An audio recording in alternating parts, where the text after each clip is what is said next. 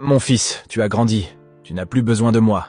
Et c'est très bien ainsi, lui dit son père avec un sourire paisible en le regardant partir. Le jeune homme quittait la maison familiale pour une autre ville. Nouveau travail, nouvel appartement, des rêves plein la tête. « Je t'appellerai les week-ends, papa », promit-il en le serrant fort dans ses bras. Et il tint parole. Au début. Puis les appels se firent plus rares. Une semaine oui, l'autre non. Puis des mois s'écoulaient sans qu'ils ne s'entendent. Le temps, sans qu'il s'en rende compte, filait plus vite qu'il ne l'imaginait. Son père, parfois, prenait l'initiative de l'appeler, juste pour entendre sa voix. « Comment vas-tu, mon fils ?»« Je voulais seulement savoir si tout allait bien, » disait-il doucement. Mais le jeune homme était toujours pressé. « Papa, je pars en réunion. On parle plus tard. D'accord ?»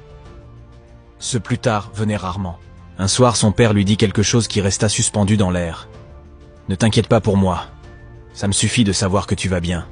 J'aimerais juste que tu me racontes ta vie, un peu, rien de plus. » Il répondit distraitement, raccrocha et n'y pensa plus. Jusqu'à cette nuit-là, une sonnerie le tira brutalement du sommeil. « Ton père est très mal. Il a demandé qu'on ne te prévienne pas plus tôt.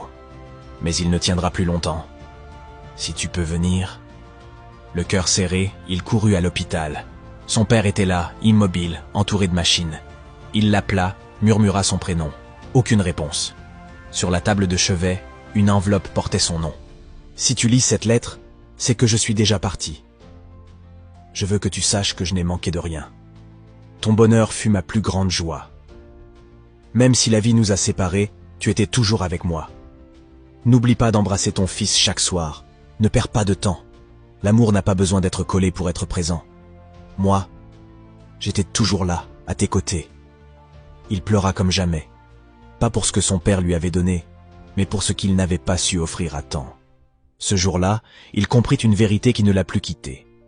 N'attends pas pour dire ton affection. Les fleurs les plus précieuses se donnent de son vivant. Après, elles ne servent plus. Appelle. Prends dans tes bras. Sois présent.